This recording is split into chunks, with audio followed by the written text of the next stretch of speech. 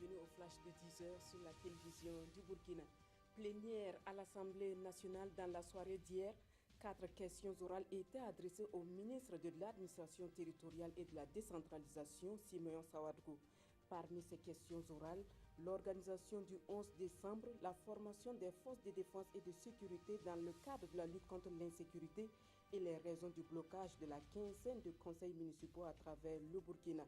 Et comme solution pour une sortie de crise, le gouvernement propose la relecture du Code général des collectivités territoriales. Ces acteurs de lutte contre la pauvreté sont ici réunis pour restituer les résultats d'une enquête. Une enquête qui a eu pour cible les communes de Diebougou, de Koper et de Tau. Des recherches sont menées par le CEDRES, le Centre de documentation et de recherche économique et sociale de l'Université Ouaga 1, professeur Joseph Kizerbo, qui ambitionne mieux cerner les facteurs de la pauvreté pour une protection plus efficace des populations vulnérables.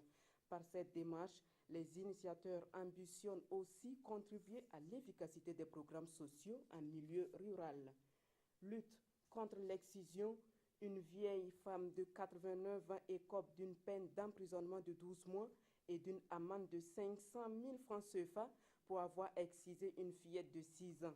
La scène s'est produite hier à Tau, une commune rurale de la province de Sicile. Après avoir reconnu les faits, la vieille exciseuse a juré de ne plus jamais exciser un enfant de sa vie.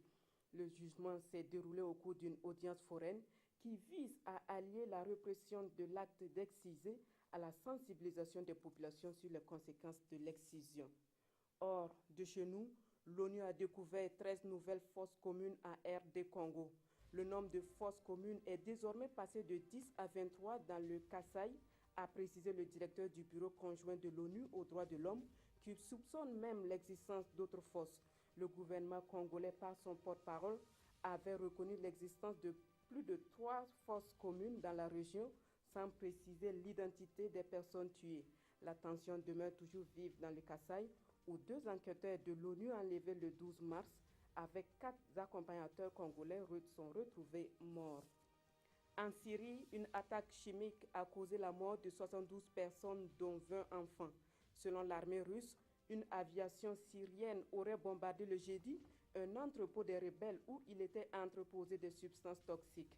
Le ministre russe de la Défense affirme que l'entrepôt abritait un atelier de fabrication de mines artisanales avec des substances chimiques. L'opposition syrienne, de son côté, accuse le régime de Bachar d'avoir perpétré cette attaque et appelle l'ONU à ouvrir immédiatement une enquête. Washington, Londres et Paris jettent également la balle sur Damas, qui nie et incrimine les rebelles. Voilà qui met fin à ce flash. Merci à vous qui l'avez suivi. Godefroy Bazier vous retrouve à 13 h pour les informations de la mi-journée.